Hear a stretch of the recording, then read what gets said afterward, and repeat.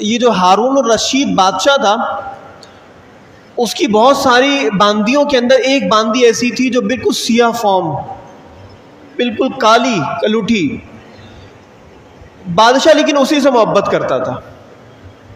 اس کی وجہ یہ ہے کہ ایک مرتبہ بادشاہ نے اشرفیاں لٹھا کر باندیوں کی طرف جب پھینکا تو ساری باندیوں نے کیا کیا، ان اشرفیوں کو اٹھانا شروع کیا، لیکن وہ جو باندی تھی نا سیاہ فام، اس نے اشرفیوں کی طرف دیکھنا بھی گوارا نہیں کیا، بلکہ اس نے کیا کیا، وہ صرف بادشاہ کو ہی دیکھتی رہی، بادشاہ کو ہی تکتی رہی۔ تو بادشاہ نے حیرانگی کے ساتھ پوچھا بھی کہ آخر وجہ کیا ہے کہ ساری باندیاں تو اشرفیاں لوٹنے میں مصروف ہو گئیں اور تو مجھے ہی دیکھ رہی تھی۔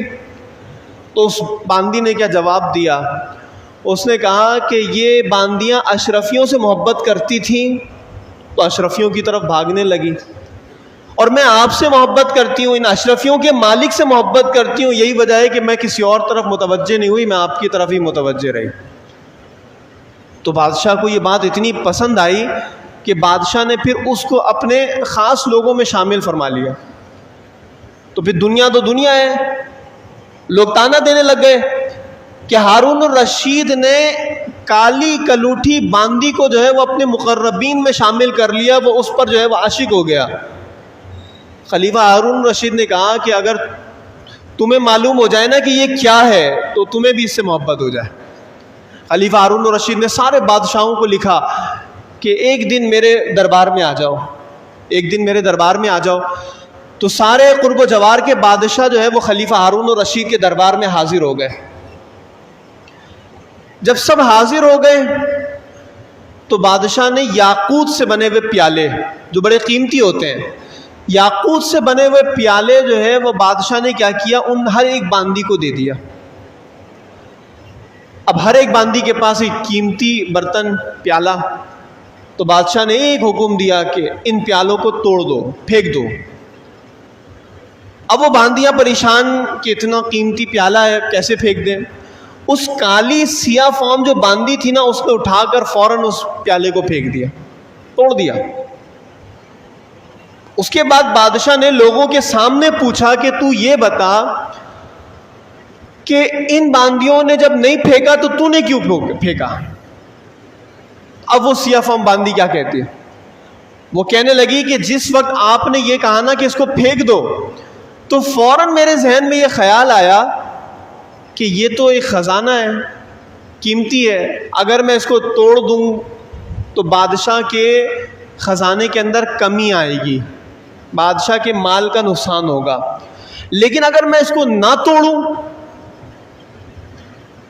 تو پھر کیا ہوگا، پھر یہ ہوگا کہ بادشاہ کے حکم کی خلاف ورزی ہوگی جس میں بادشاہ کی بے عزتی ہے۔